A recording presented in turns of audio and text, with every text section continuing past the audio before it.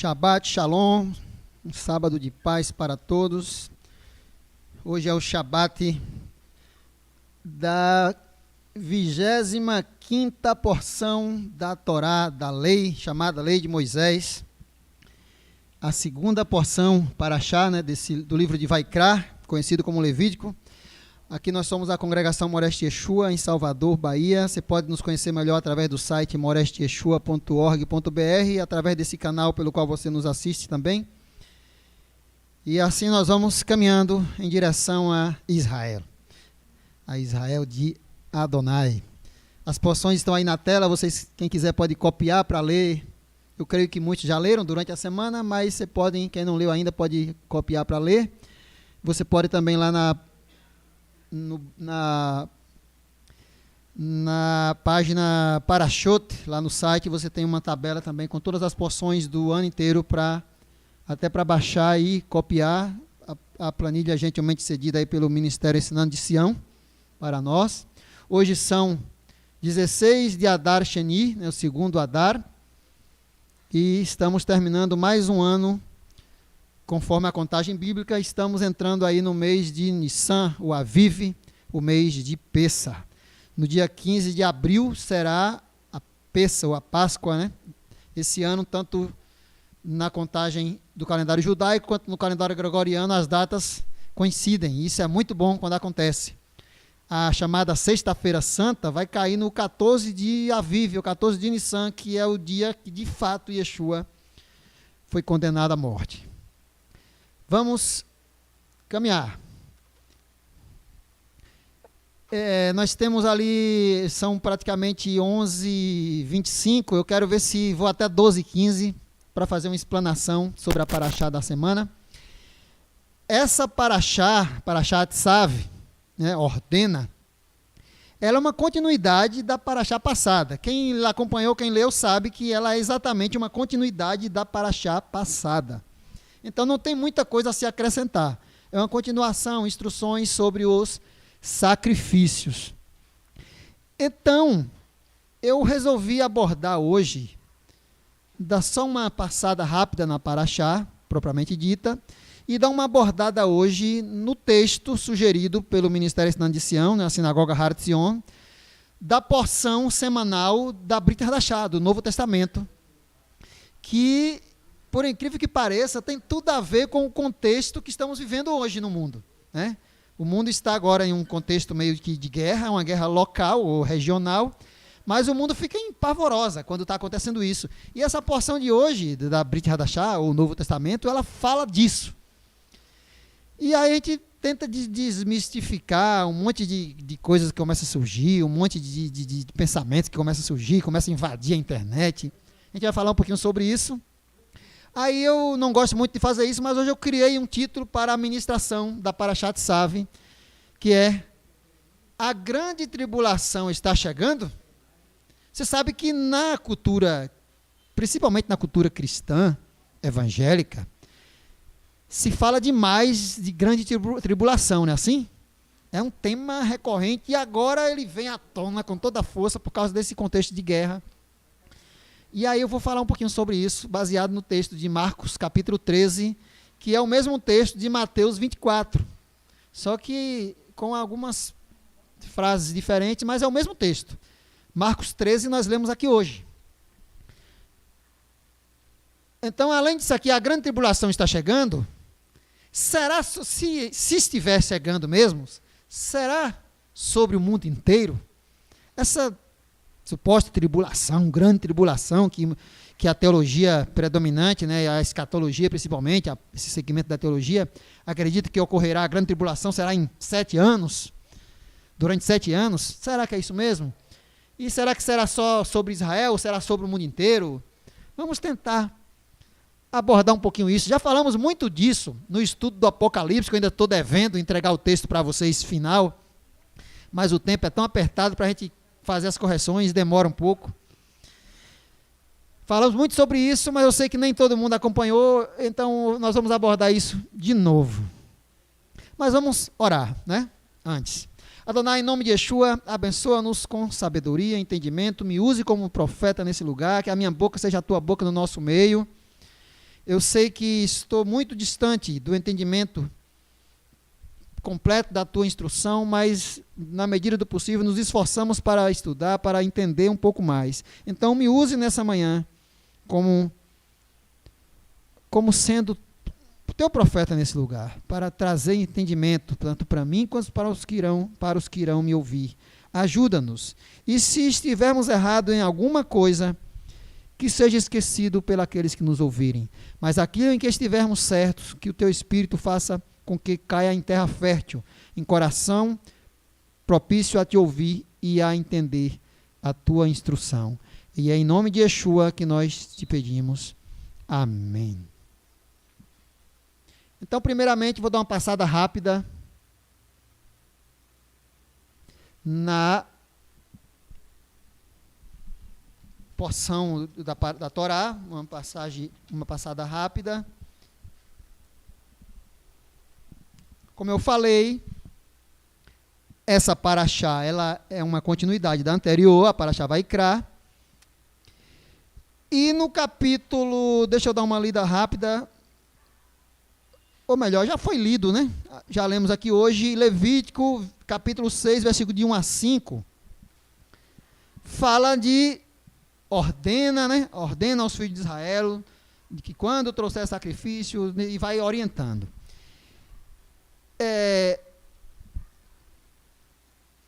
Mas tem uma coisa que me chama muita atenção, e que eu quero rapidamente dar uma lida aqui. Ordena a Arão e a seus filhos o seguinte: este é o ritual do holocausto. O holocausto deverá queimar a noite toda sobre o altar, e aí ele vai descrevendo. O fogo do altar, segundo, eu não vou ler porque eu quero focar no ponto, só para passar rápido. Essa paraxá a gente vê que o fogo que estava no altar, para queimar os sacrifícios, ele não deveria se apagar. Quando amanhecia o dia, a brasa ali da lenha que ficou queimando a noite inteira, de manhã era cinzas. Quem já morou no interior como eu sabe que se você pega um monte de lenha, põe fogo e deixa ela durante a noite queimando, ela toda arrumada ali queimando, ela não se apaga. Amanhece o dia, ela está lá coberta de cinza. Quando você abre ali, espalha, você vê que a brasa está toda viva. Começa a brotar na hora, chama, porque o fogo está ali, não apagou. É assim, não apaga. Apaga se você espalhar, mas se tiver tudo junto, não apaga, conserva o fogo ali dentro, as brasas. Aí o que acontece aqui? A ordem era que de manhã fosse recolhido aquilo ali, separado as cinzas, e daquele fogo que resta, se acendesse o fogo o novo fogo, vamos dizer assim, para o novo ciclo, o novo dia. Um fogo teria que estar sempre acendendo o outro, não você deveria pegar um fogo estranho para acender o novo. Também é dito nessa porção de que quando alguém cometeria algum pecado, ou seja, roubava algo de outro, ocultava, encontrou um objeto perdido e ocultava, não devolvia, que deveria, quando julgado, deveria devolver aquilo que foi roubado ou escondido, e sobre aquilo oferecer a quinta parte, ou seja, o dobro do dízimo, que é a 10ª parte. Aqui era para ser oferecido a quinta parte. Ou seja, a 10ª parte é 10%, a quinta parte é 20%. Um quinto é igual a 20% do todo. Então, era algo maior. E no dia que a pessoa devolvesse aquilo que foi roubado ou que foi escondido, era para levar um sacrifício. Só que, de acordo com o que está escrito em Levítico, vocês lembram a paraxá passada? Levítico capítulo 1, dos versículos 1 até o 4, diz que quem trouxesse oferta diante de Adonai deveria trazer de modo voluntário. Vocês lembram disso, né? Levítico, capítulo 1, do versículo 1 ao 4, diz que todo aquele que trouxesse oferta perante Adonai deveria trazer de modo voluntário, ou seja, de coração. Não teria que ser constrangido a fazer aquilo. Então, automaticamente, eu acredito que quando a pessoa roubava outra, ocultava algo que encontrou, Ruth perdeu o celular, eu encontrei e guardei para mim, não devolvi. Aí alguém descobriu e eu fui julgado e tenho que devolver. Aí sim eu vou ser forçado a devolver, porque em um julgamento eu estou sendo obrigado a devolver. Não é que eu quis devolver, eu estou devolvendo por força de um julgamento. E sobre esse valor, o valor do celular dela, eu teria que acrescentar a quinta parte, ou seja, 20%. Aí eu estaria pronto para, então, oferecer um sacrifício para ser perdoado. Só que se a gente conectar esse texto com Levítico capítulo 1, nós vemos que esse sacrifício teria que ser voluntário, ou seja, eu já tive que pagar 20% a mais do que eu roubei dela, e ainda vou ter que gastar o valor do sacrifício, que era um animal, um cordeiro, alguma coisa ali. E de modo voluntário. Ou seja, eu já cumpri a parte que era obrigatória, devolver o que eu roubei ou escondi, acrescentar 20% do valor, e depois fazer um sacrifício. Só que aí, no meu entendimento, se eu estiver errado, eu peço que a Adonai abra a mente de vocês para entender diferente. Mas eu creio que aqui, é nessa hora que entra a questão da voluntariedade. Se eu já cumpri a obrigação de devolver o que roubei, que isso na prática não acontece, né? Bandido não devolve nada a ninguém. Mas olha como a instrução divina ela é justa. Não era que alguém roubou. Gente, você que me ouve, que é crítico da palavra de Deus, analise agora, friamente, se o padrão de justiça divino não é algo sensacional. No nosso país, se você rouba o carro de alguém, por exemplo, e aqui diz na Torá, diz que até por violência, você assaltou alguém, tomou algo de alguém à força. E depois, se você se arrepender daquilo ali, o que é que você faz? Oferece um sacrifício para ser perdoado, devolve o que roubou, acrescenta 20% e você está limpo. Olha que coisa fantástica. Você roubou, se arrependeu, devolveu, pagou 20% a mais, ofereceu um sacrifício, ficou perdoado, está limpo para viver novamente. Só que aqui no nosso país não. O que é que acontece?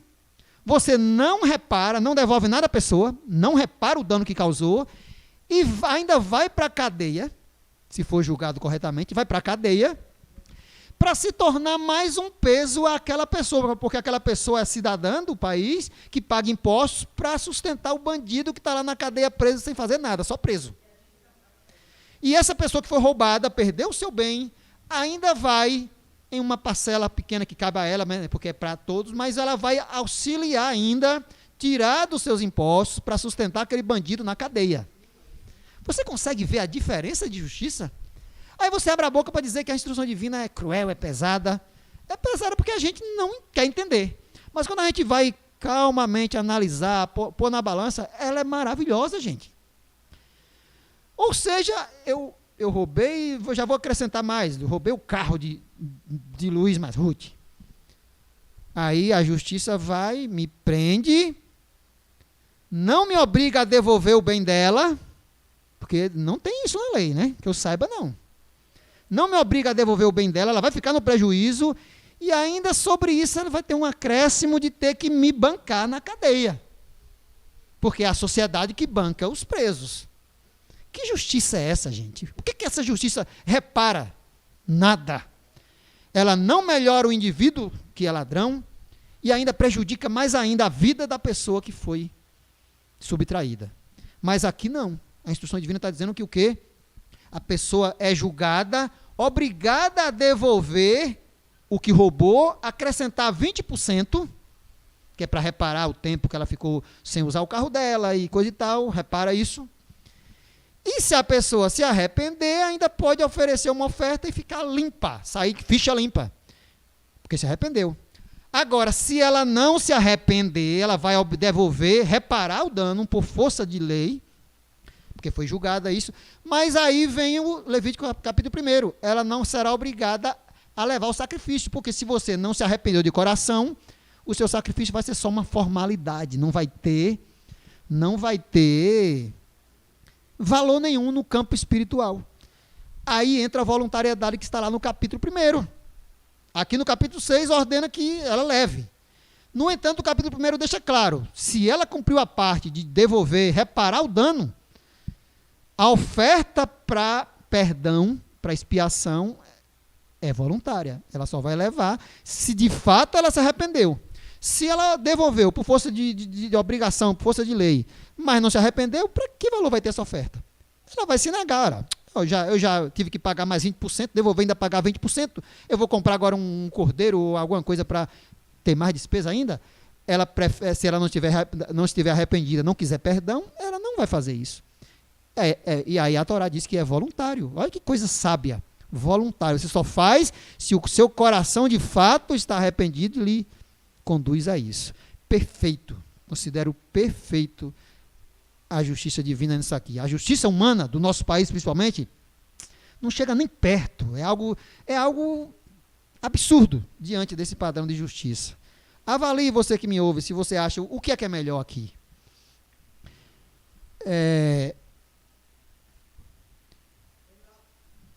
Pois não, Ruth?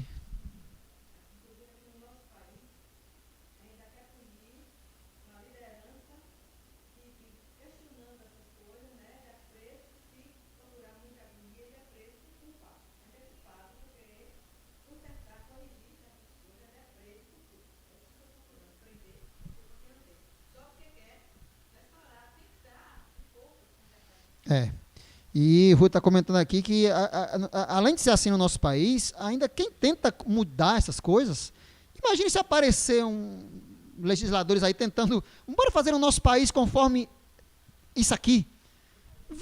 O que vai aparecer de gente querendo derrubar, porque vai ficar difícil para o bandido. Aí sim fica difícil para o bandido, porque ele vai ter que devolver. Não é interessante, a justiça plena que a gente leu aqui, não é interessante o bandido ficar preso, sendo um peso para a sociedade, sendo um peso para a família dele, enquanto a vítima não continua no prejuízo.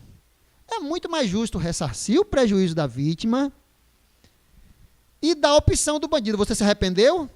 Se você se arrepender e demonstrar de fato que se arrependeu, você vai fazer isso aqui, vai ficar ficha limpa. Se não, você já reparou, vá se ver com Deus, né? A coisa é diferente, gente, é muito interessante.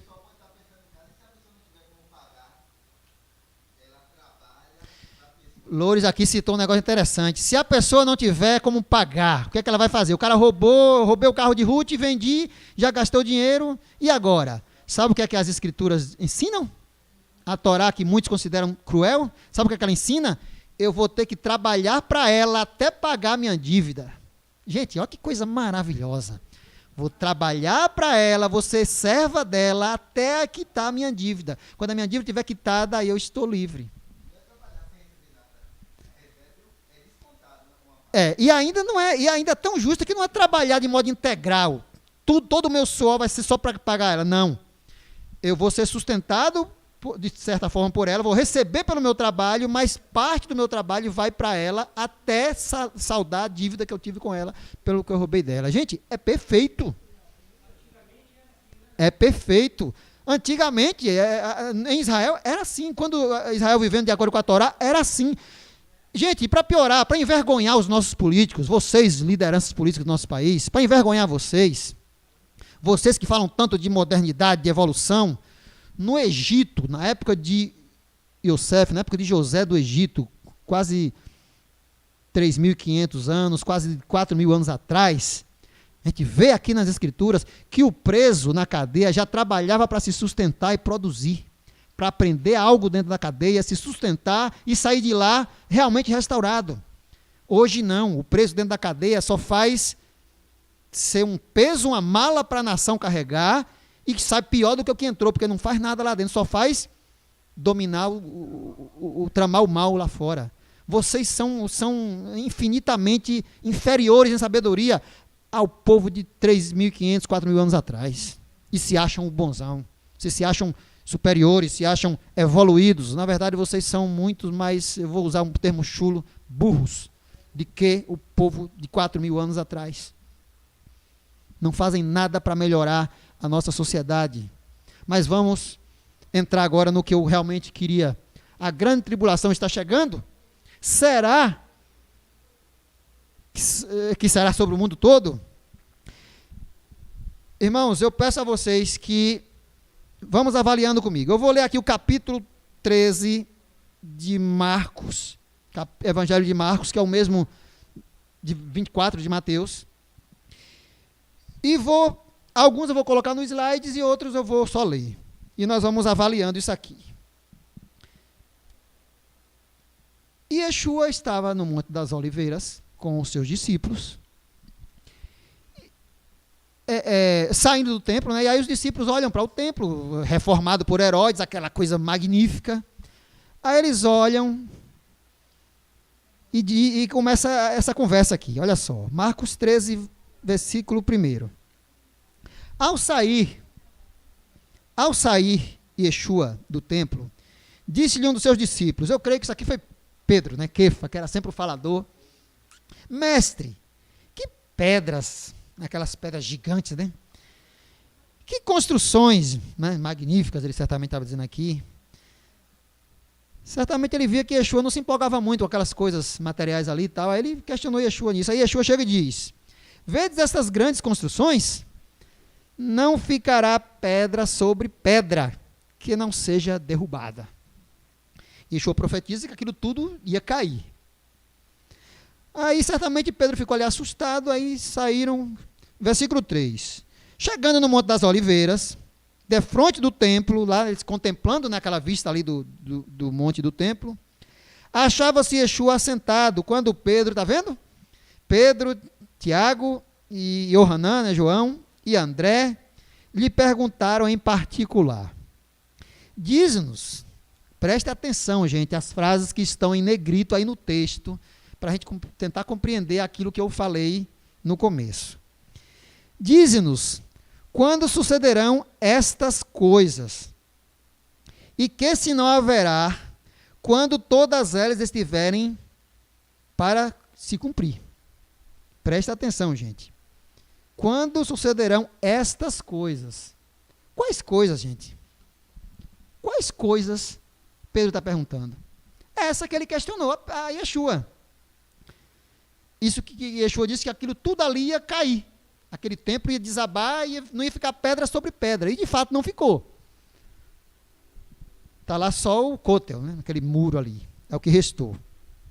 Então, que coisas são essas que Pedro está perguntando? Isso que Yeshua falou. A queda daquilo ali tudo, que não ia ficar pedra sobre pedra. Os 3 ali discípulos, 4 discípulos de Yeshua, logo imaginaram, ora, para esse templo cair, virar ruínas, algo muito sério tem que acontecer. Não era o templo ser destruído e Israel ficar em paz. Não, eles sabiam que para aquele templo ser destruído, algo muito terrível teria que acontecer sobre Jerusalém e sobre Israel como um todo. Eles imaginaram logo algo catastrófico, e lógico, eles estavam certos. Então era sobre isso. Quais os sinais, dizem-nos quando sucederão estas coisas, a derrubada daquele templo, e que sinal haverá quando elas estiverem para se cumprir, ou seja, quando o templo estiver prestes a cair. Gente, se a gente pegar o contexto imediato do momento ali, fica claro. Eu não posso chegar, sentar para conversar com Chico, Lorisvaldo e o Elton aqui. Nós 4 conversando. E Luiz, 5. Aqui tinham 5, né? Yeshua e os 4. E eles estavam me perguntando coisas que eles estão vendo agora, querendo entender algo ali, e eu deixar eles de lado e falar para pessoas que vão estar vivendo no mundo daqui a 2000 anos. Eu posso incluir essas pessoas que estarão vivendo daqui a 2000 anos na conversa? Posso. Mas eu tenho por obrigação responder o anseio desses 4 aqui. É lógico ou não é? Eu estou aqui com vocês estão cheios de dúvidas, querendo entender, eu tenho que responder primeiro a vocês e dentro do contexto apontar também para os que virão depois. Mas eu não posso responder a quem nem nasceu ainda e deixar vocês aqui a ver navios. Então, Yeshua, nós temos que focar que a resposta de Yeshua é, primeiramente, para aquele momento. Quando sucederão essas coisas, que sinais haverão quando elas começarem a se cumprir? Então, Yeshua passou a dizer-lhes, e aí Yeshua começa a responder a eles. Olha, vede, que ninguém vos engane. Muitos virão em meu nome, o versículo 5, 6 e 7, que não está ali na tela. Muitos virão em meu nome dizendo, sou eu, e enganarão a muitos. Nós sabemos que no primeiro século surgiram vários falsos messias, inclusive o famoso Bar Corba, que já foi no segundo século. Quando, porém, ouvides falar de guerras e rumores de guerras, não vos assusteis. Será que essas guerras e rumores de guerra que Yeshua estava falando é guerra do Iraque, é Vietnã, é Segunda Guerra Mundial, é guerra na Ucrânia? Será mesmo que é? E Yeshua está respondendo uma pergunta que os discípulos estão fazendo sobre a derrubada do templo, que eles estavam vendo de pé ali. Não tem como negar. Aí Yeshua explica. Quando, porém, ouvides falar de guerras e rumores de guerra, gente, na época, eu tenho que pausar aqui. Não vos assusteis. É necessário que assim aconteça, mas ainda não é o fim. Nós temos que parar e analisar uma coisa. O Império Romano, quando ele dominou sobre Israel, se a gente olhar pelos dados históricos, houve um período que cessou um pouco as guerras. Eles conquistaram e estabilizou. Não foi assim? Estabilizou um pouco ali, e na época que Jerusalém, Israel estava, na época de Herodes, ali, quando estava dominando sobre Israel, havia, ao que a gente vê na história, possa ser que tenha coisa que não esteja registrada, mas ao que a gente vê na história, houve um equilíbrio, houve uma, não estou encontrando o termo certo, mas houve uma pausa nas batalhas, nas guerras. Só que, historicamente falando, a gente vê que quando passou aquela fase, vamos botar aí um período de aproximadamente 100 anos, aí 80, 100 anos, quando passou a época de Yeshua, que Yeshua ressuscita, e aí vem a época seguinte, vem a época de Nero, Imperador Nero, aquele período ali, um pouco antes de Nero, e entre o ano 40, mais ou menos, dessa era, até o ano 100 até o século seguinte, eu vou avançar até mais, até o século III, século IV, as guerras voltaram de um modo intenso. Já no ano do ano 40 em diante, as guerras, começou os rumores de guerra de novo. Se você olhar historicamente falando, hoje você não precisa nem de livros, tem livros aí como Declínio e Queda do Império Romano, fantástico, e tem tantos outros, mas você pode chegar na internet e buscar, está farto, não precisa comprar livros mais de papel, você acha até na internet. Você vai ver que a partir do ano 40, o ano 50 da Era Comum, os rumores de guerra começaram a crescer de um modo intenso demais. E que culminou com o quê? Com a pior das guerras para Israel, que foi a guerra do ano 70, comandada pelo general de Nero, que foi o Tito Vespasiano. Os rumores de guerra naquela região ali, que estava fervendo, começou a fervilhar a partir do ano 40, do ano 50, culminou com o quê? A destruição de Jerusalém, a maior das guerras que Israel já viu. Então, irmão, nós vemos aqui que esses rumores de guerra que Yeshua está falando, eles podem se repetir nos nossos dias? Podem, mas rumores de guerra na história da humanidade foi comum. Quando a humanidade não teve guerra? Guerra na história da humanidade é a coisa mais comum. O ser humano, ele é perverso, ele ama a guerra. Então, desde os primeiros séculos da existência humana que há guerras. Mas houve um período de estabilidade naquela época ali, quando Israel estava em dores de parto para trazer o Messias, Desde quando os gregos conquistaram de novo ali o governo ali, e veio o Império Romano, conquistou, depois houve estabilidade. Mas aí Yeshua disse, essa estabilidade vai passar, vai vir de novo rumores de guerra, e assim aconteceu, até o templo ser destruído, Israel ser tomado e ser o caos. Então, não há como querer negar esses fatos, tem que olhar para aquele momento. Quando, porém, ouvides falar, não, já li isso aqui, ainda não é o fim, porque se levantará, vou botar aqui o próximo slide,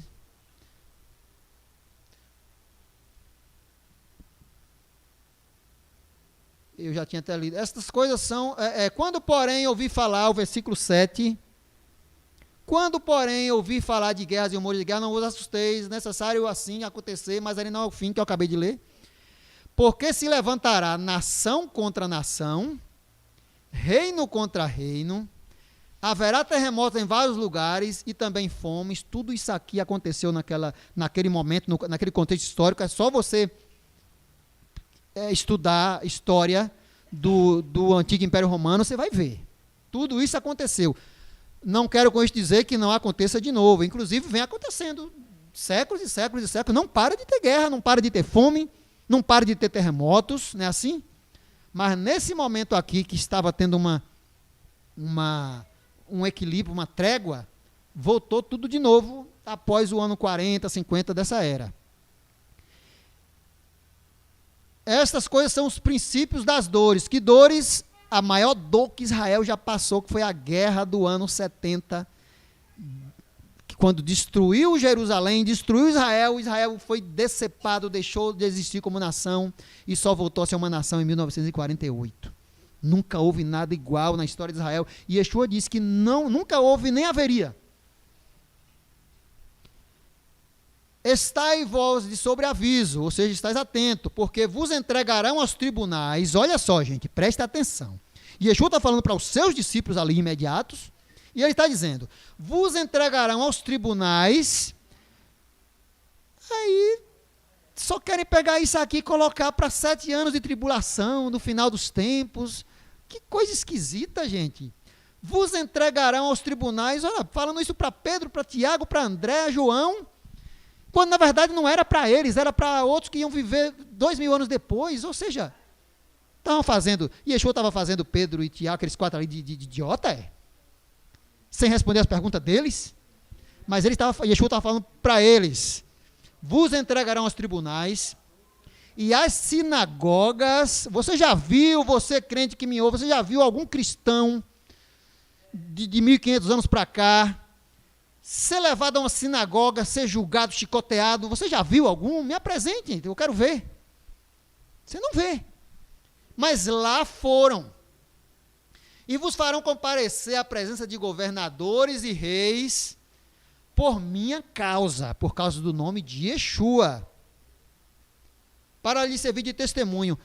Ah, mas isso não se cumpriu ainda, vai se cumprir nos 7 anos de tribulação, é? Então, anote, você que me acompanha pela internet, anote essa linha de textos bíblicos que eu coloquei aqui, se você quiser. Tira um print de tela e leia depois. Atos capítulo 4, do versículo 1 até o 21, Atos capítulo 5, do 17 ao 42, Atos capítulo 7, versículo do 1 até o 60, a história de Estevão, uma das mais terríveis. Atos 16, 19, Atos 23, 18, Atos 24, 28, 25, 26, 26, 2, você vai ver uma sequência de momentos em que tanto Pedro, João, Tiago, Shaul, Paulo, diversas vezes foram levados às sinagogas, açoitados, foram levados à presença de governadores, de reis, tanto em Roma quanto em vários lugares, diversas vezes. Ou seja, isso aqui que Yeshua disse se cumpriu na íntegra, na vida daqueles 12.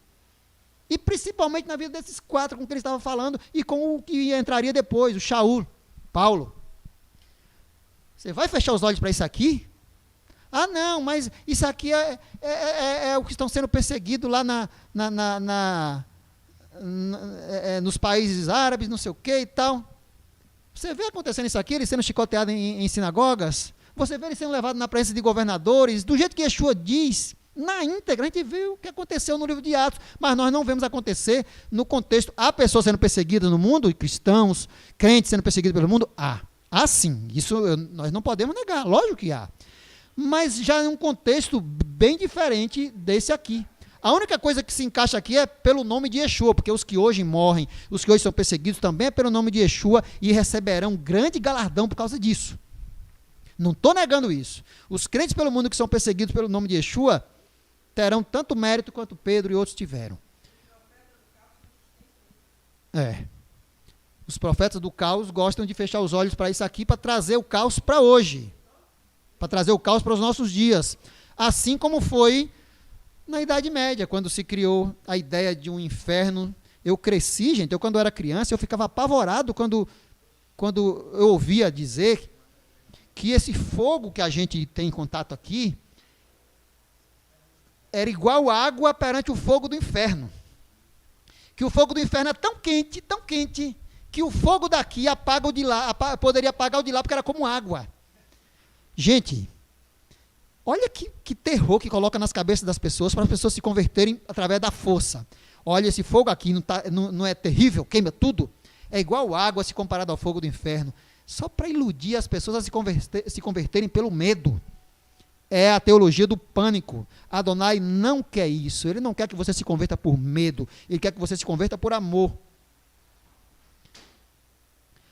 Então, essa linha aqui de Atos vai provar de que isso que Yeshua profetizou aconteceu com eles. Pode acontecer de novo? Sim. Mas aconteceu com esses aqui na íntegra. Vamos continuar. Versículo 10. Mas é necessário, aí vão logo, aí, tá vendo? Agora eu quero que você explique isso aí.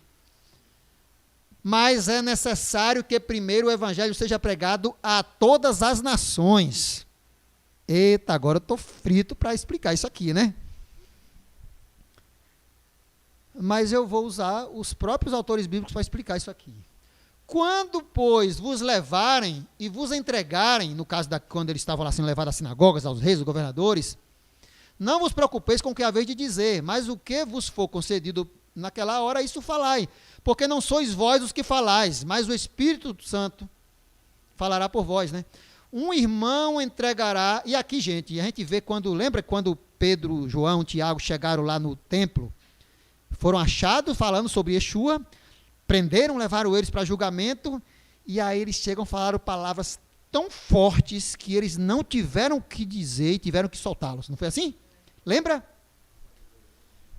Não tiveram, Pedro e João estavam falando de Yeshua no templo, eles foram presos, e na hora do julgamento, a palavra deles foi tão forte que aqueles que estavam julgando ali, tentando destruí-los, não tiveram argumento, tiveram que se calar e soltá-los. Ou seja, homens que não tinham cultura muito grande, foram soltos, libertos, porque ninguém podia contestar o que eles falavam, ou seja, o que Yeshua está dizendo, o Espírito Santo do Eterno, o Ruach HaKodesh, falando por eles. E aí continua, um irmão entregará à morte outro irmão, ou seja, inimigos surgindo dentro da própria família, é muito comum isso hoje ainda.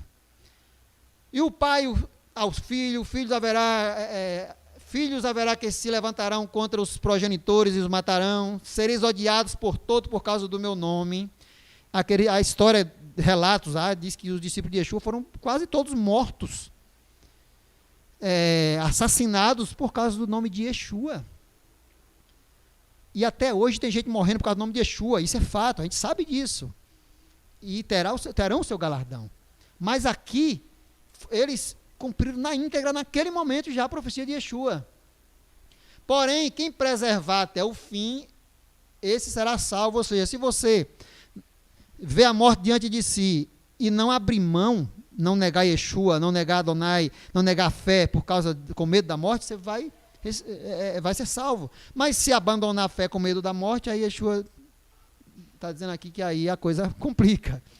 É preciso ter coragem nessa hora. Sim. E aqui, respondendo isso aqui, mas é necessário que primeiro o evangelho seja pregado a todas as nações.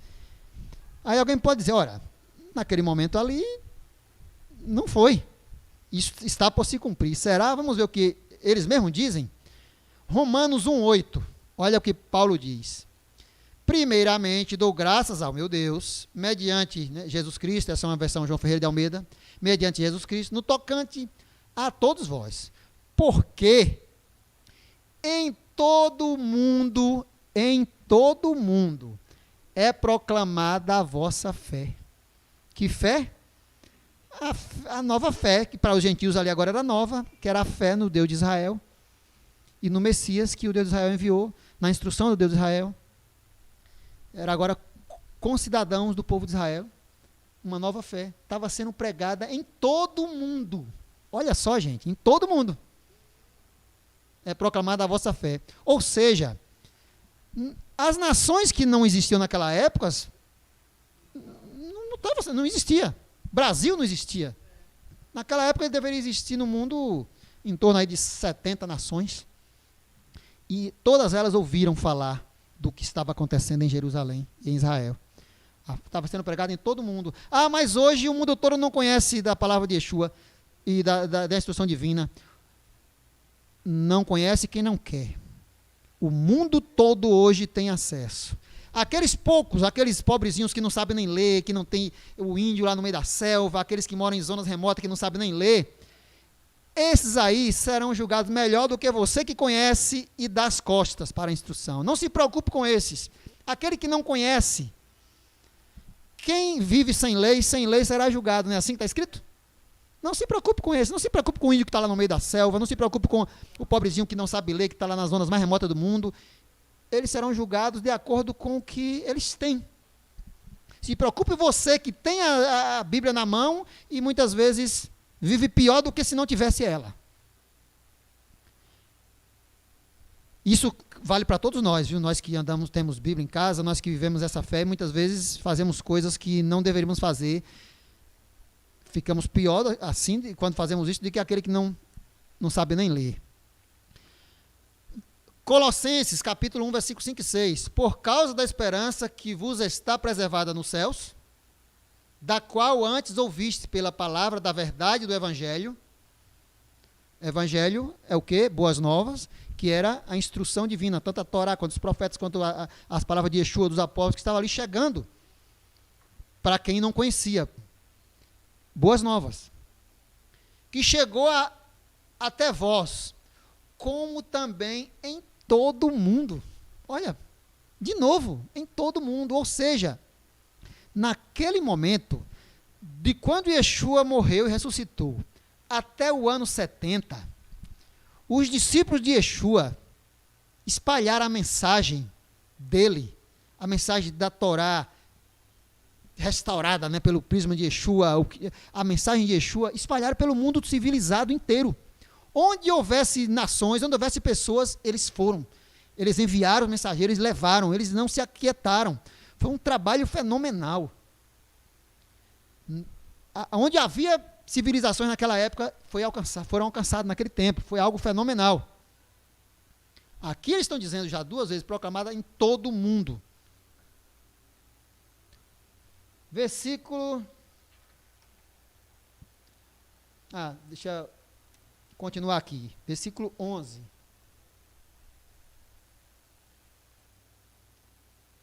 Não, peraí.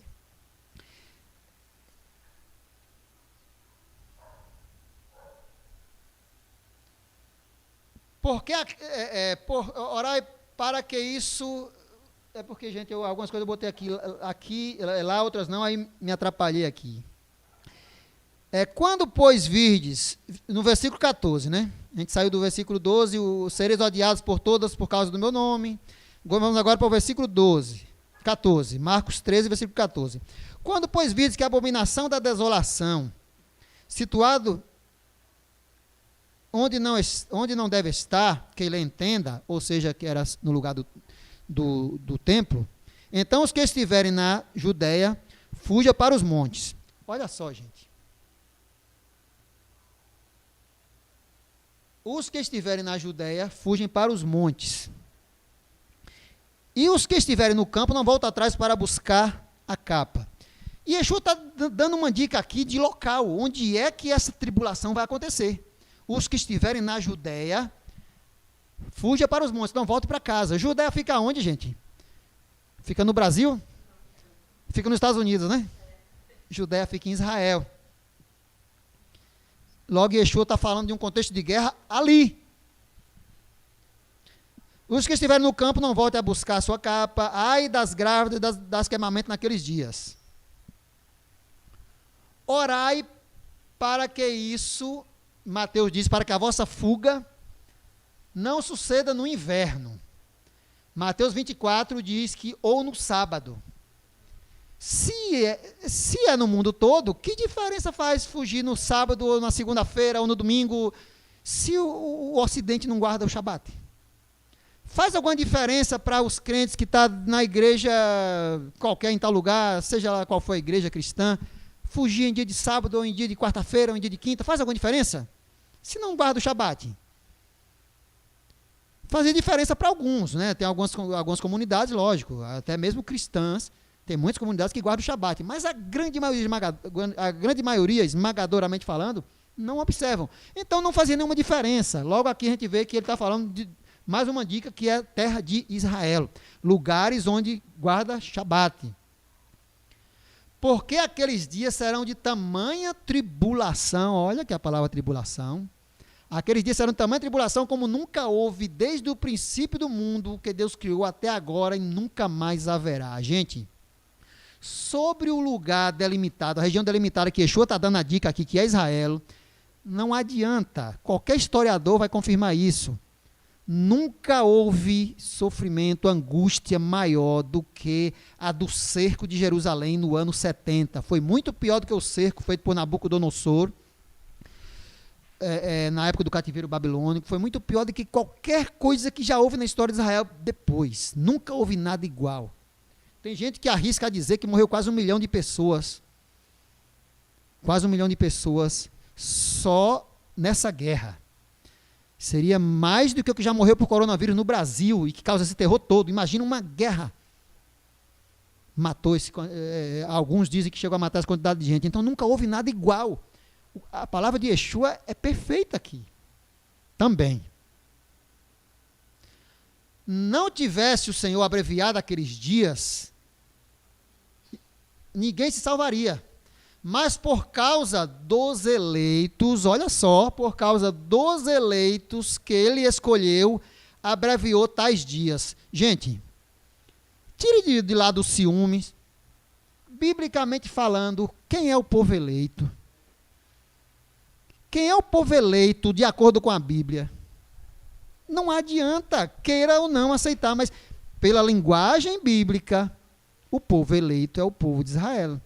Se você, brasileiro de qualquer nação, se converte ao Deus de Israel, reconhece Yeshua como Messias, passa a ser concidadão desse pacto, desse povo, aí você também é povo eleito. Mas se você não aceita o Deus de Israel, não aceita o seu Messias, e para ser servo do Deus de Israel, aceitá-lo como Deus, e aceitar Yeshua como Messias, você tem que aceitar o que está escrito, porque Yeshua disse que aquele que me ama guarda os meus mandamentos. E em outras partes ele diz que os meus mandamentos não são meus, mas o Pai me deu. Então as escrituras são de Adonai, são de Yeshua. Se você não aceita os mandamentos dele, você automaticamente não aceita eles. Mesmo você achando que sim, você achando que ama. Eu sou apaixonado por Jesus. Se você não gosta da instrução que está contida na Bíblia, você está se iludindo a si mesmo. Você acha que gosta, mas no fundo você é só da boca para fora. Porque ele mesmo disse, aquele que me ama, guarda os meus mandamentos. Então, por causa dos eleitos, eleitos é a geração, a descendência de Abraão, e aqueles que entra através da fé nesse Elohim, no Deus de Israel e no seu Messias Yeshua. Então, esses são eleitos. Então, por causa de quê? Dos eleitos, por causa da aliança que ele tem que ele fez com Abraão, com Isaac, com Jacó, que daria aquela terra ao povo, ao seu povo, e que traria a salvação sobre sua descendência, por causa desse pacto que ele fez com Abraão, com Isaac, com Jacó. Por causa desse pacto veio o Messias Yeshua, e Adonai está aqui de novo cumprindo a sua palavra. Yeshua está mostrando isso, por causa dos eleitos, que ele escolheu.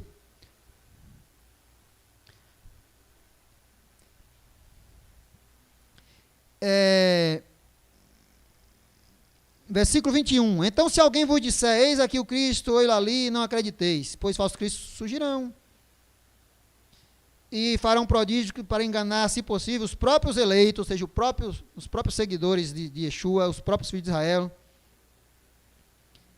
Estai-vos de sobreaviso, tudo vos tenho predito. Mas naqueles dias, após a referida tribulação, olha só, gente, eu vou ter que passar um pouquinho, porque é muito interessante, eu vou passar dos 15 minutos 12, 15, vocês me permitem? Versículo 24, Marcos 3, versículo 24, mas naqueles dias, após a referida tribulação, aquela tribulação que eu já mostrei que tudo aponta para aquela tribulação ali da geração de Yeshua, geração dos apóstolos de Yeshua. Naqueles dias, após a referida tribulação, o sol escurecerá, a lua não dará a sua luz, a sua claridade, as estrelas cairão do firmamento e os poderes do céu serão abalados. Gente, fica todo mundo hoje naquela angústia, esperando, tentando justificar que vai haver 3 dias de escuridão. Pode haver, sim, pode haver 3 dias de escuridão. Pode ser que a lua desapareça do céu durante 3 dias, algumas estrelas caiam em algum lugar. Pode acontecer? Pode, sim.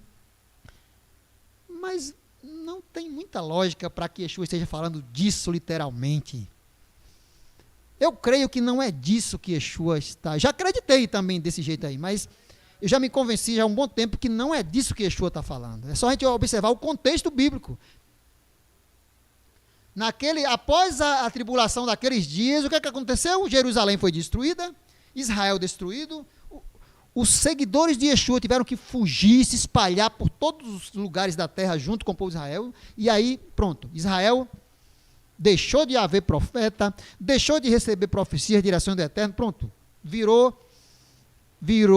montões de ruína, acabou. Durante 2000 anos, vocês sabem a história, só ruína.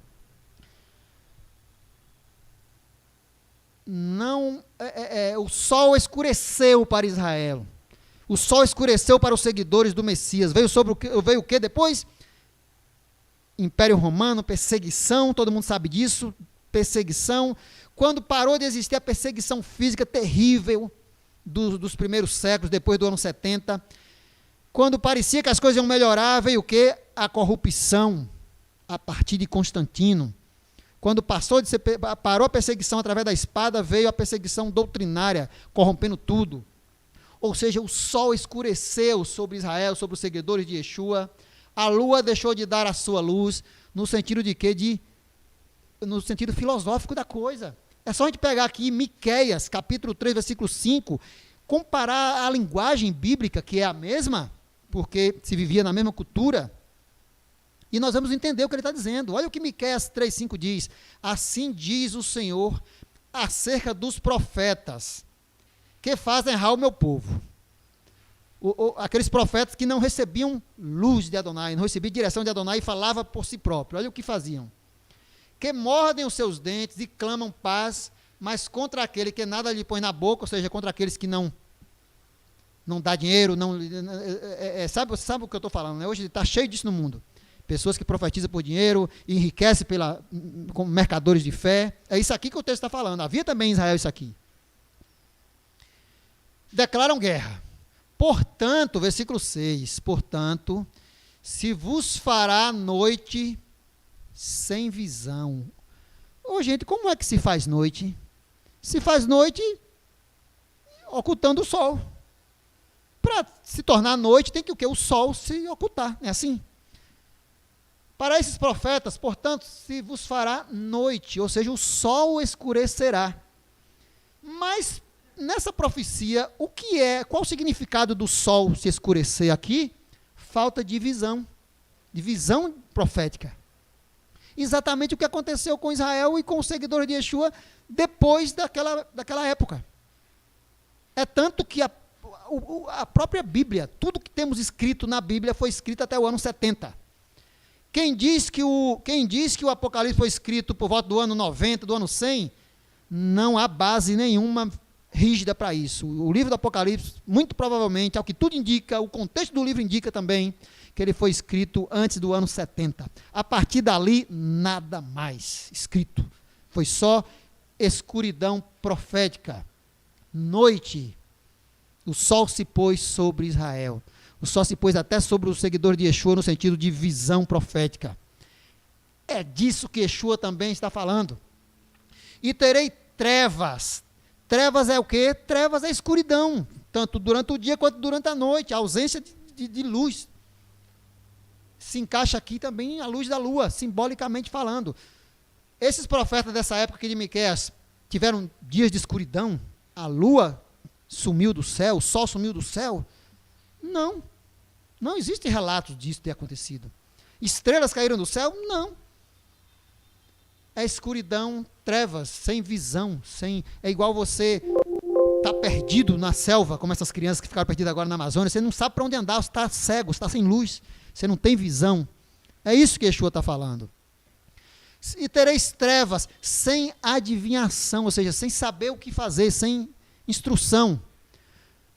Por-se-á, olha de novo, por-se-á o sol sobre os profetas. Olha, gente, bem enfático, bem claro.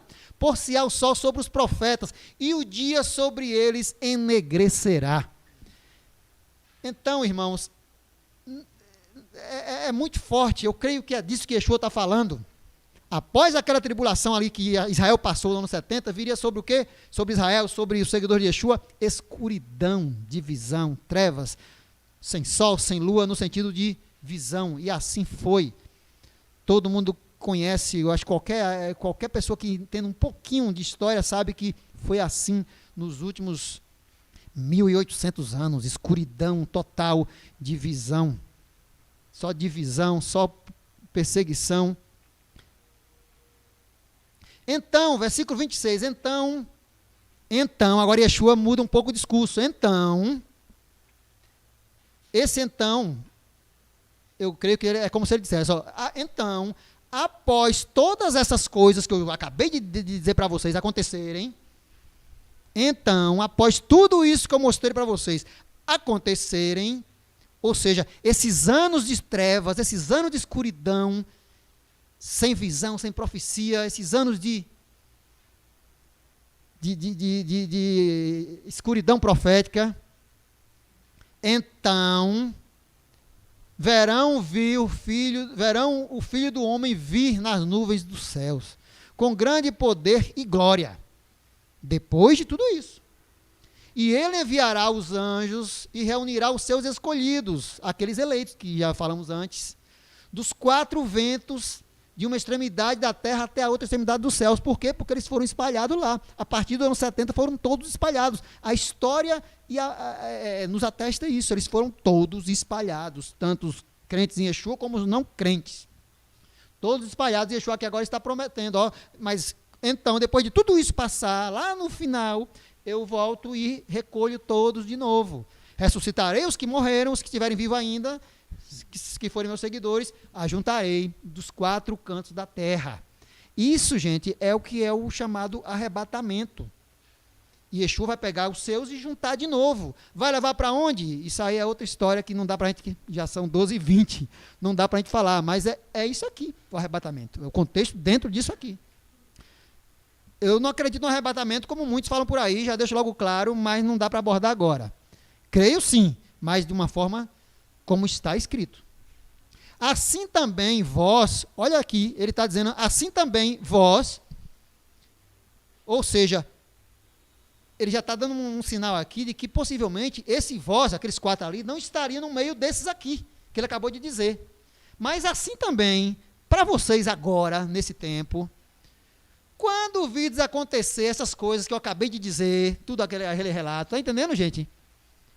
Mas também vocês agora aqui, quando eu ver essas coisas que eu estou dizendo que é para hoje lá nos dias dele, acontecer, saber que está próximo às portas. E aí vem um cheque, na minha opinião, vem um checkmate que derruba, destrói a teologia convencional como a gente conhece. Esse verso. Em verdade vos digo que não passará esta geração sem que tudo isso aconteça.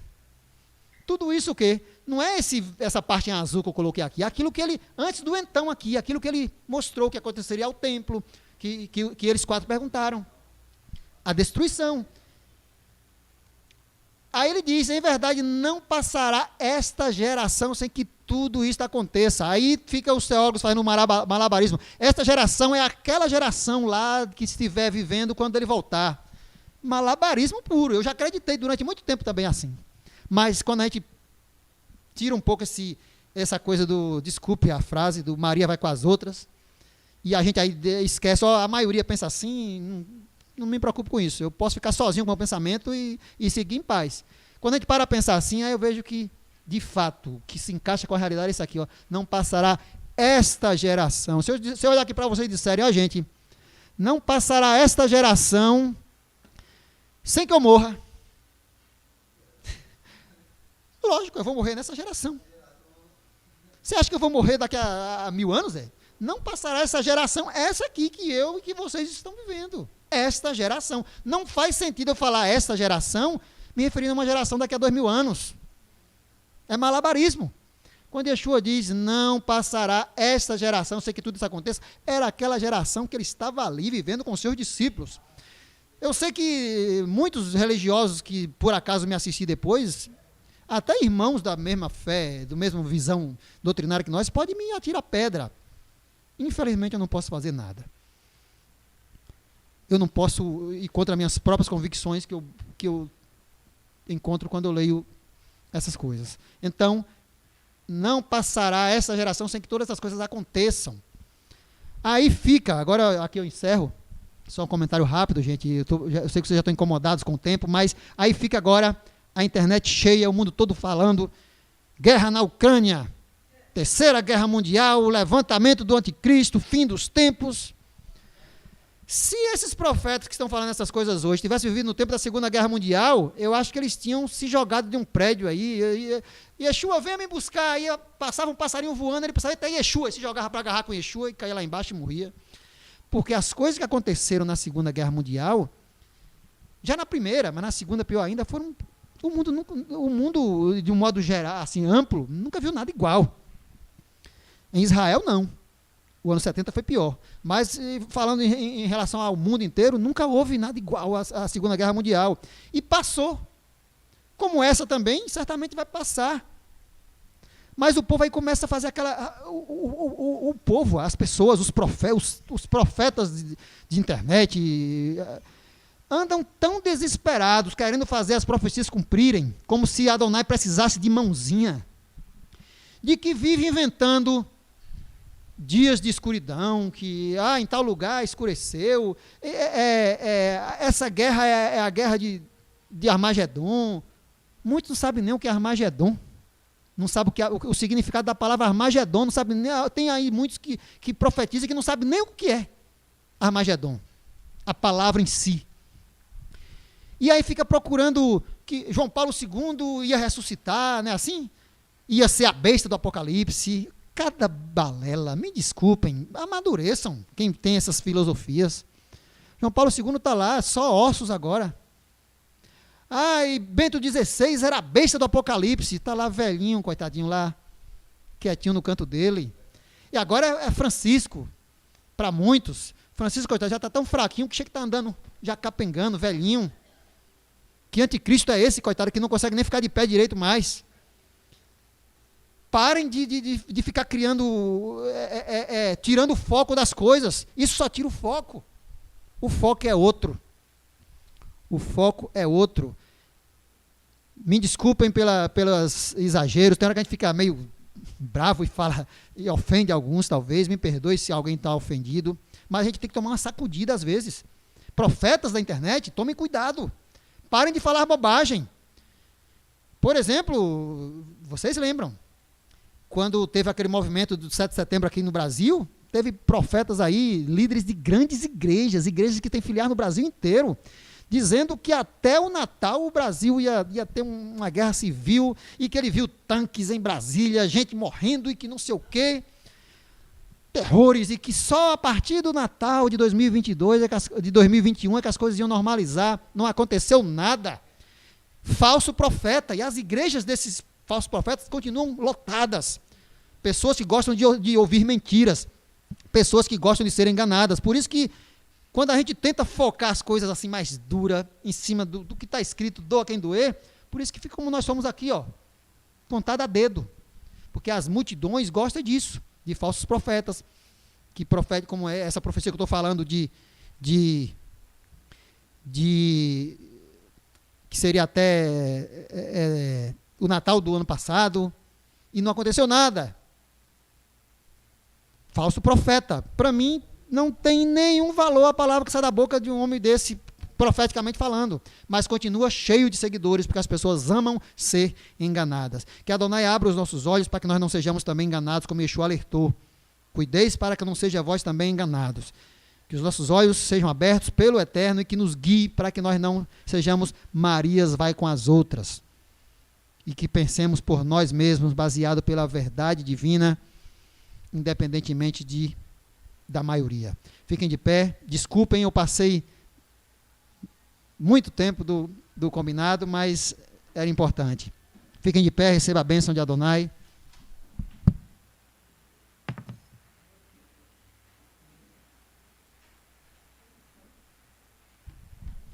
Yevarechecha Adonai veishmerecha, Yair Adonai panav elecha vihuneka, Issa Adonai panav elecha veasem lecha, Shalom. Amém. Adonai te abençoe e te guarde. Adonai faça resplandecer o seu rosto sobre ti e tenha misericórdia de ti. Adonai sobre ti levante o seu rosto e ponha em ti a paz. Amém. Shabbat Shalom.